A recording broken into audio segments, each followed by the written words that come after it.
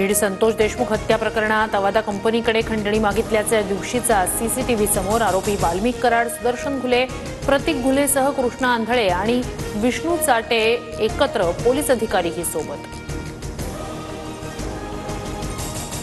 सीसीटीव्हीतून आकासह सर्व आरोपींचा खंडणीशी संबंध असल्याचं स्पष्ट होतंय। सोबत असलेले पोलीस निरीक्षक राजेश पाटील यांनाही सह आरोपी करा, आमदार सुरेश धस यांची मागणी। ठरवलं असतं तर आदिती तटकरेंना निवडणुकीत पाडलं असतं, मात्र चूक झाली। सुनील तटकरेंनी शिवसेनेवर केलेल्या टीकेनंतर गोगावलेंचं प्रत्युत्तर।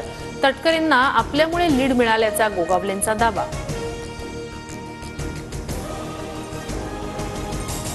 रायगडच्या पालकमंत्री पदाबाबत सकारात्मक निर्णय होईल, काळजी करू नका। मुख्यमंत्री दाऊस दौऱ्यावरून आल्यानंतर चर्चा करणार, शिंदेंची शिवसेना कार्यकर्त्यांना ग्वाही।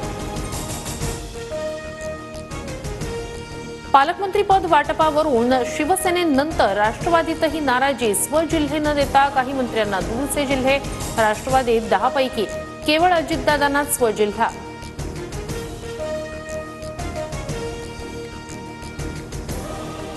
जीवघेण्या हल्ल्याच्या 5 दिवसांनी अभिनेता सैफ अली खानला रुग्णालयातून डिस्चार्ज। डॉक्टरांकडून विश्रांतीचा सल्ला। सैफच्या वांद्र्यातील घराबाहेर कडेकोट बंदोबस्त।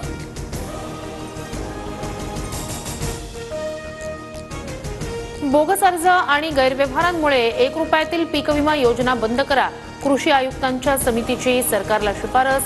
तर पीक विमा योजनेचा निर्णय कॅबिनेटमध्ये होणार, कृषी मंत्री माणिकराव कोकाटे यांच्याकडून स्पष्ट। मंत्री राधाकृष्ण विखे पाटील यांच्याकडून वाळू तस्करांची पाठराखण। वाळूच्या गाड्या चालू राहू द्या, सगळी आपलीच लोक। भाषणावेळी विखेंनी सोलापूरच्या जिल्हाधिकाऱ्यांना सांगितलं, मात्र TV9च्या प्रश्नानंतर विखेंचं घुमजाव।